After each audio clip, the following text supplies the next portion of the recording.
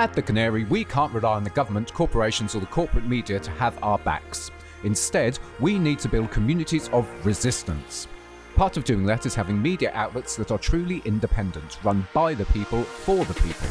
They must not be afraid to speak truth to power. And that's where the Canary Workers Co-op comes in. We exist to amplify marginalised people's struggles against a system designed to keep them oppressed. The Canary doesn't pretend to be something it's not. Most of us live what we write about, whether it's anti-blackness, Islamophobia, any and all other forms of racism, classism, transphobia, benefits, horrible bosses, militarism, the environment, disability and chronic illness, or police repression and oppression by the criminal justice and prison systems. We also cover many of these issues more than most other independent media outlets. For example, in November we published on average more than one article a day on strikes and trade unions. We have consistently supported the CWU, RCN, UCU and RMT in their actions. On top of this, we produce more written content than nearly every other independent media outlet. In November alone, the Canary published on average over 8 articles a day on countless topics. We're a team of just 15 people who not only write but also run the business, do the Canary social media, manage our membership, calculate the accounts, make videos and most importantly look after each other's well-being. We've still got our NewsGuard trust rating, we're still regulated by Impress and we rarely have to make any corrections.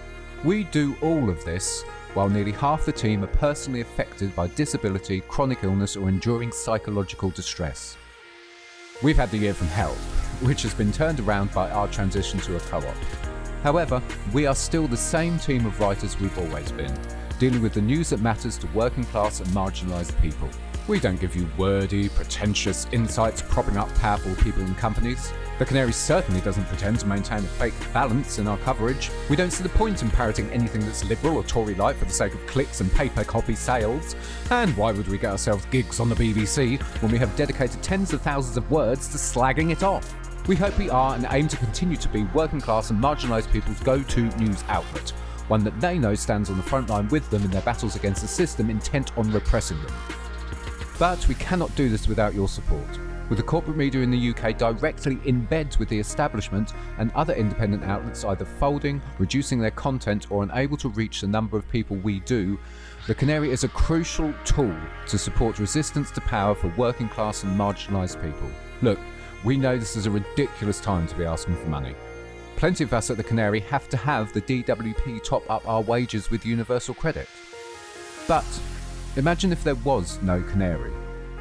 Who'd provide daily content on strikes, benefits, labour, injustice and yes, Corbyn too, that wasn't from the point of view of the corporate media? There isn't anyone. The Canary still blazes a trail. All we're asking for is £1 a month. If every person watching this became a member for just £1 every 30 odd days, then the Canary could employ more writers, report on the ground on working class and community struggles and engage with you, our readers, even more. Plus, £1 a month will get you ad-free access, direct communication with the team and the chance to have your letters published every Saturday, with more benefits coming in 2023 too. In these difficult times, radical independent media is needed as much as trade unions and community activism is. You can support us for just £1 a month, so if you can, please do.